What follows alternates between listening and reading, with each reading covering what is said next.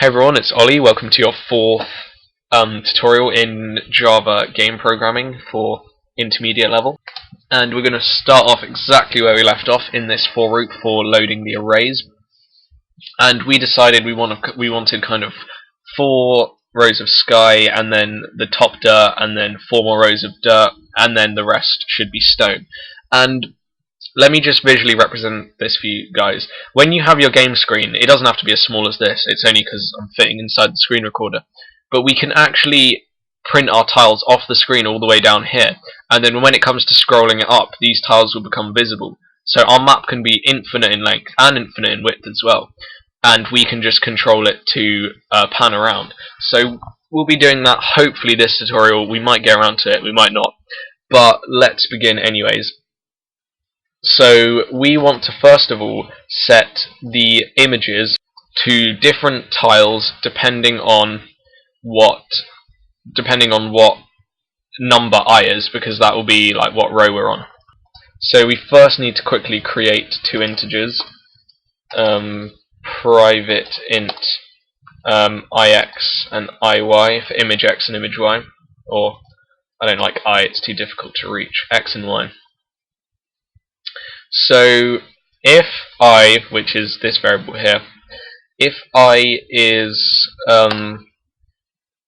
greater than or equal to 0, but also I is less than 100, because if you remember, there are 25 tiles across and 4 down, 25 times 4, 100. So in other words, if it's in the first 4 rows, then set block img, with the I as the variable, because that's what loop we would be on at the time, equal to block underscore sky. Simple as that. And we can also say, because later on we'll be drawing the images via the rectangle's coordinates, so we don't need to worry about the x and y for the images at the moment, but we can say up here quickly, if x goes greater than or equal to 500, then we can set x back to 0, and we can shift y up 20. And I've just realised, hold on, our tiles are only 20 across, so to fill up 4 rows we would only need 80. Oops.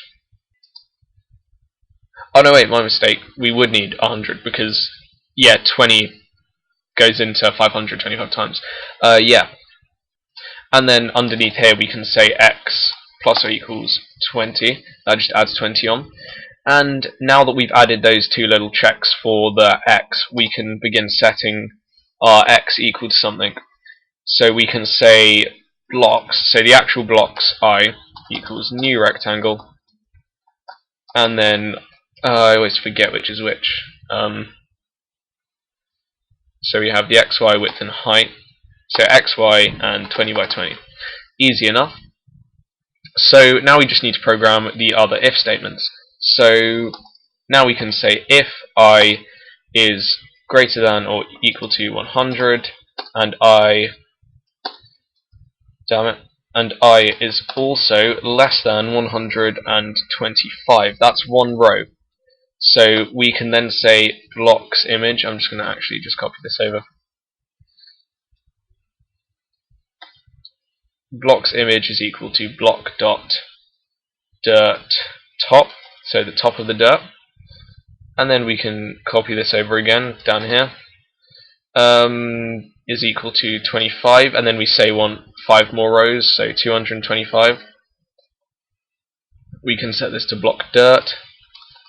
And then from then on we can have 225 to, I don't know, off the screen somewhere, 500. We can set this to the stone. So now that that's done, we've loaded our arrays.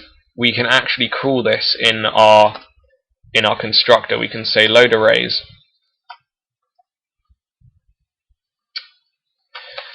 There we go, load arrays, and we can now make a method to draw our arrays. Public void draw with graphics g, and we can say for another for loop, and we can loop through our images now.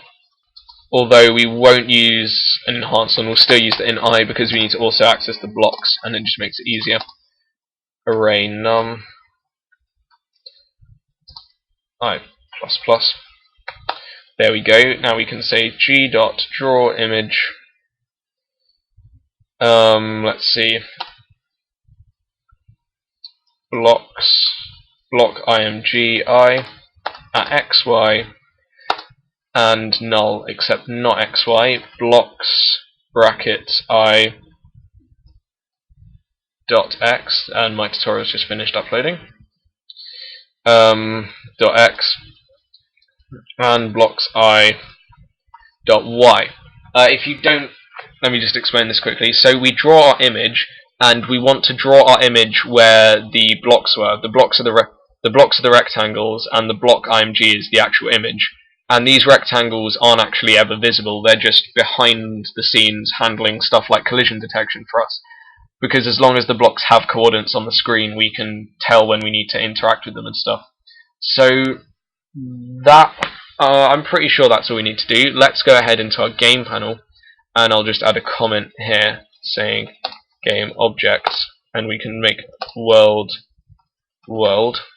and then we can set world equal to a new world. There we go. And then let's find where we draw stuff. World.draw. Simple as. Now let's run this. And bam! Absolutely perfect. As you can see, we've printed out all of our tiles to the screen as we wanted to. I can show you now. If you remember from the previous tiles tutorial, there's a problem when you minimized it because it erased the screen due to repaint being quite dodgy. But that is perfectly done. Our tiles are painted onto the screen. So yeah, you guys can make your own tiles, or I'll upload tiles with this source code to TheJavaHub.net on the forums. But thanks for watching this tutorial, guys. Hopefully you enjoyed it. It made sense. So please subscribe. Thanks for watching.